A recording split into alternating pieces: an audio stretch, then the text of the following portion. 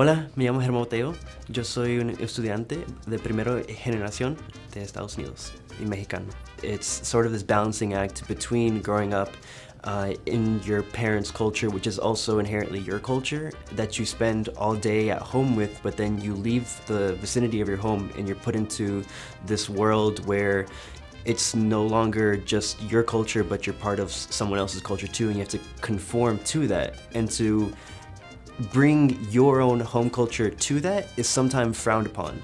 And so, or even vice versa, when you bring what you perceived your home culture to your home country, and then you're told that that's not good enough as well. So it's this balancing act of figuring out what yourself are comfortable with, but also to be seen in a light where you're respected by both cultures.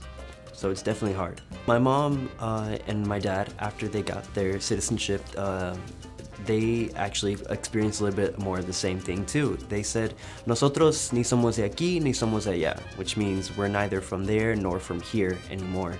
We're sort of in this limbo state where we're put on to be the poster child for both sides, and so we have to put on this front that we are the best of both sides. So I was the youngest captain for my high school's cross-country team. I went on to the cross-country team as a freshman, and I was one of the best runners. And then sophomore year, I was made the captain. But a lot of people, opposed to seeing me as this great runner, they saw me as another Mexican joke. They said, "What's a Mexican's favorite sport? Cross-country. Why is Mexico never in the Olympics? Because everyone that can run, jump, and swim is already over here."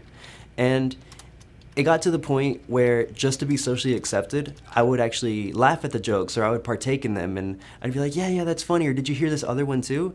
Even though it hurt me to say those jokes, and I knew it wasn't helping me at all, but that's just how it was in high school. And it's not until now that I'm in college and that I feel comfortable with myself and my skin and my language, that now I correct people. Now I don't get in arguments, I don't like verbally accuse anyone of anything. I just see it as ignorance and as an opportunity for me to educate someone and talk with them and see where they're coming from and see if I can change their opinion in any sort of way. And sometimes it works, sometimes it doesn't. But there was a time in my life where I didn't go by Herman. And I make sure I stress that now, that I go by Herman. But for a long time, I went by German. I hated not having a middle name that I could just kind of go to. And like I could just shift away from Herman, so I called myself German. I would tell my mom, when we leave this house, I'm German. When I'm here, you can call me Herman all you want, Paquito, whatever you want. But when I leave this house, I'm German. But now in college, I refer to myself as the name that my mother gave me. I hope that she's proud of that.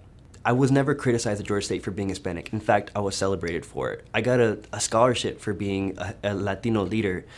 And since then, I decided that I was going to dedicate my time at GSU to uplifting other Latinos. And so that's freshman year, they started us off as Latino mentors. Even now that I'm a senior, I was not going to do a peer mentor again, but when I found out that the scholarship cohort that has my same scholarship, when they weren't going to have a peer mentor, I decided to get back into it and to be their peer mentor, because my peer mentor was one of the people that helped me and facilitated me to be so involved. And so that's what I'm doing now. I view myself as very confident. I view my heritage as an advantage, no longer as a hindrance. I love being Hispanic. I am a member of the Association for Latino Professionals, ALPHA. I'm also a hermano of Lambda Latina Lambda Upsilon Lambda Fraternity Incorporated, the Beta Epsilon chapter, which is a Latino-based fraternity, not Latino exclusive.